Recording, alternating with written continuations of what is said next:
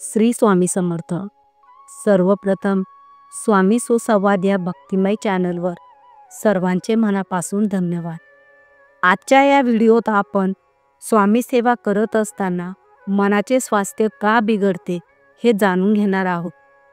म्हणजे जेव्हा पण आपण संकल्प करतो किंवा अध्यात्माकडे वळण्याची तयारी दाखवतो त्यावेळी 100% हे आपल्या प्रत्येक जणांसोबत घडतेच. पण याआधी आपण हे जाणून घेऊ की आपण अध्यात्माकडे केव्हा वळतो.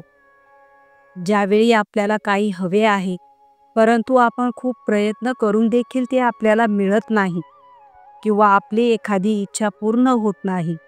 आपल्यासमोर संकटे असतात तेव्हा, किंवा काही खूप मोठी आर्थिक सामाजिक समस्या असतो.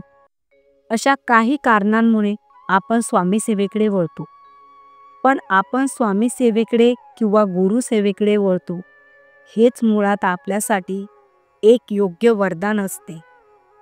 कारण गुरु सेवा करणे हा विचार यायलाही खूप योग असावे लागतात.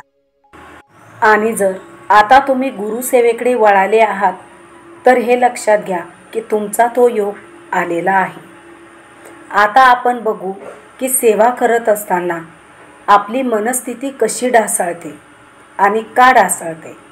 तर सर्वात अगोदर म्हणजे आपल्या मनातील अव्वाच्या सव्वा अपेक्षा, इच्छा, आकांक्षा.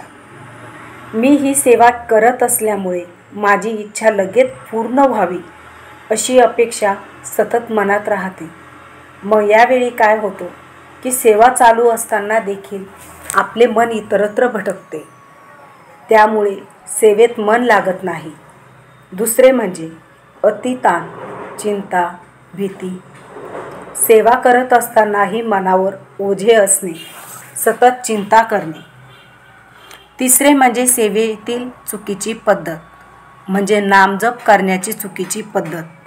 म्हणजे आपण माळा जप करत असताना फक्त सरासर मनी पुढे मागे सरकवतो. त्यामुळे आपले मन त्या मनीवर स्थिर होत नाही. त्यामुळे आपले लक्ष सेवेवर केंद्रित होण्यास अडचण येते किंवा एका जागी स्थिर बसण्यास आपल्याला अडचण जाणवते. त्यामुळे ही सुद्धा सेवेमध्ये खूप एक मोठी अडचण आहे. आणि मग आपण नेहमी उदास असतो की माझ्याने हे होत नाही, ते होत नाही. चौथी गोष्ट म्हणजे सतत मनात येणारे नकारात्मक विचार आणि द्वेष.